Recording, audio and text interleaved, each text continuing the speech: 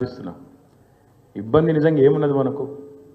కేసీఆర్ గారు 2001లో పార్టీ పెట్టినప్పుడు ఆ రోజు ఉండే ఇబ్బందులతో పోలిస్తే ఈరోజు మనం కూర్చున్న ప్లాట్ఫామ్లో ఈరోజు మనం ఉన్న పరిస్థితులు ఏమి ఇబ్బంది?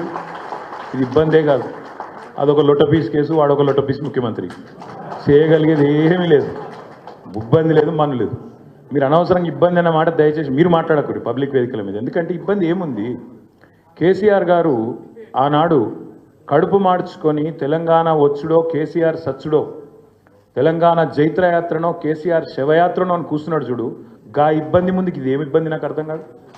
మా తమ్ముళ్ళు కేసీఆర్ గారు నిరాహార దీక్ష కూర్చున్నాను నాకు యాదుకుంది. ఉస్మానియా యూనివర్సిటీలో మా తమ్ముడు సుమన్ కానీ, ఎర్రోల సీను కానీ, ఇంకా మిగతా విద్యార్థి నాయకులు వాళ్ళ ఈపులు విమానం మూత మోగినాయి. 56, 60 లాఠీ దెబ్బలు పడితే ఒక్కొక్కరిని ఈపు కాలిపోయింది, కమిలిపోయింది. గా ఇబ్బందుల ముందు ఇదేం ఇబ్బంది? ఒక సిరిపురం యాదయ్య, ఒక శ్రీకాంతచారి ఒంటి మీద పెట్రోల్ పోసుకొని, మనము చిన్న సురుకంటితేనే అయ్యా అవ్వ అంటాం. ఒంటి మీద పెట్రోల్ పోసుకొని భగభగ మండుతుంటే వాళ్ళు పోలీసుల మీద కురికిన చూడు. ఆ ఇబ్బంది ముందుకు ఇదేమి ఇబ్బంది? ఇబ్బంది అనేది లేనే లేదు. నేను మళ్ళీ చెప్తున్నా, అదో లొట్టపీస్ కేసు, వాడొక లొట్టపీస్ ముఖ్యమంత్రి, పీకేదేమీ లేదు. కాబట్టి మీరెవరు ఆ మాట మాట్లాడవచ్చు. ఇంకొక మాట కూడా నేను చెప్తా ఉన్నా.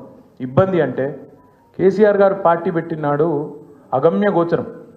తెలంగాణ వస్తుందో రాదో తెలియదు. మజిల్ పవర్ లేదు, మనీ పవర్ లేదు, మీడియా పవర్ లేదు, తెలంగాణ సమాజం ఒక్కటిగా లేదు. అట్లాంటి పరిస్థితుల్లో, అగమ్య గోచరమైన పరిస్థితుల్లో ప్రజల కోసం, తెలంగాణ రాష్ట్రం కోసం తన జీవితాన్ని అంకితం చేసి ఆఖరికి చావు నోట్లో తలబెట్టి తెలంగాణ తెచ్చిన నాయకుడు కేసీఆర్. అట్లాంటి కేసీఆర్ తయారు చేసిన సైనికుడిగా, కేసీఆర్ రక్తం పంచుకొని పుట్టిన బిడ్డగా ఇది ఇబ్బంది కానే కాదు. మనం ఎవ్వరం కూడా బాధపడాల్సిన అవసరం లేదు. నేను మిమ్మల్ని కోరేది, ప్రార్థించేది ఒకటే. ఈరోజు రాష్ట్రంలో ఒక 3D పాలన నడుస్తున్నది.